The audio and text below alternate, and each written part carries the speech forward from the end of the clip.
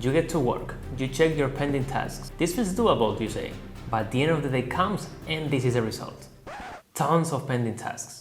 This happens to me constantly, and this is the reason why sometimes I cannot deliver projects on time. But I have found 3 ways to reduce the number of times that it happens to me, other than pushing back due dates, of course. So let me share them with you. But first of all, why do we struggle with this in the first place? The main reason that I have found is that our brains overestimate the amount of things that we can do in a day, but also underestimates the amount of things that we can do in a year, in a longer period of time.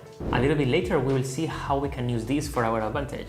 But before we reach there, let me say that every task that we are going to do will entail some complexity. And in the moment that we are thinking how much this is going to take, our brains are not taking that really into account. And the not so good part is that this is not as other things in life that if we fail, we learn from it. If we keep failing at not estimating correctly our tasks and we don't review why this is happening, we're gonna keep doing it. So I have found that becoming proficient at just 3 things, we're gonna help with all of this. First of all, we have to become proficient estimators. As we have seen, our brains always fail to correctly estimate how long a task is going to take. So the advice here will be to schedule for some buffer time.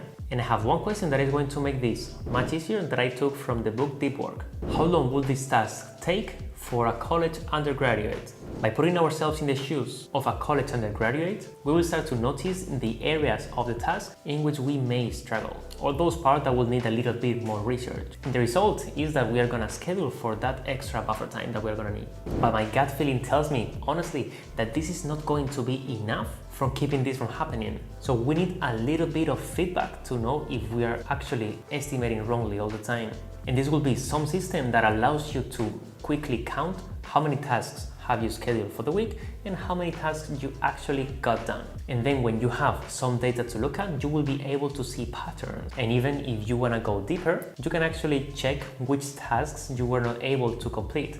Maybe they were not priority enough, or maybe you just didn't have enough time. And if you really care about this and want to go even a step further, you can download some time tracking apps such as Toggle that will give you a much more granular detail on where you spend your time. So then you can refer back to them and learn from your mistakes. Second, we will have to become a proficient scheduler.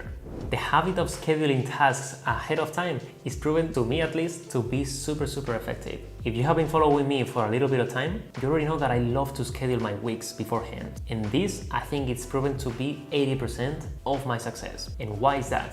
If you remember before in the video, I said that our brain tends to overestimate what we can do in a day, but underestimate what we can do in a year. So we can use this same principle and apply it to scheduling things weekly, because our brain is going to also underestimate the amount of things that we will be able to do in a week. So we can counteract the overestimating that happens daily with the underestimating that happens for longer periods of time. So I would recommend that this scheduling becomes a habit. In fact, you can even integrate it in your weekly review if you do one. By the way, this is how I do mine, and it will get easier over time. Third, we have to become a proficient blocker, because now we have been focusing just in the planning part, but not all the problem lays there. We are also responsible for the execution of that plan.